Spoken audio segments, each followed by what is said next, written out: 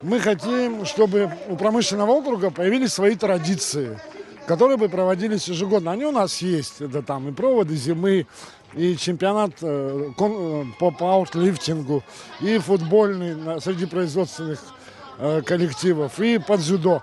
Но вот такой вот радостный, солнечный 1 июня мы решили поддержать и сделать, чтобы на самом деле сделать праздник вот для этих чудесных людей. Я имею в виду всех близнецов. Вот. А вы бы хотели иметь близнеца? Вы знаете, да, я же не зря вышел, вы видели же, да, со своим близнецом. На самом деле я в детстве, когда смотрел какие-то индийские фильмы, про себя думал, а вдруг у меня где-то близнец так же, вдруг его где-то из роддома украли, да. Вот.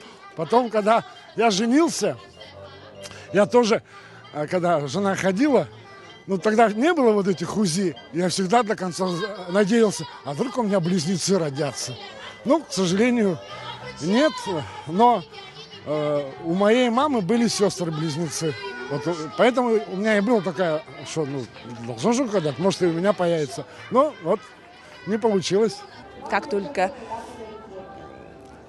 узнала о том, что я беременна, первое УЗИ назначает беременным в 12 лет, я тогда увидела их. 2 кругляша. Особого такого шока не было. Видимо, было какое-то предчувствие изначально. Я поэтому вот так вот очень степенно к этому отнеслась. Ага. А так, конечно, радость. Ага, радость от того, что у меня будет двойняшки. Ну, просто интересно же. На моей памяти таких конкурсов еще не было.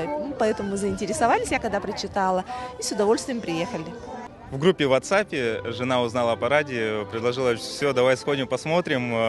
Интересно, сколько близняшек, много ли. На других посмотреть, себя показать. Ну, просто интересно было. Да, мы самые маленькие участники, нам всего 2 месяца.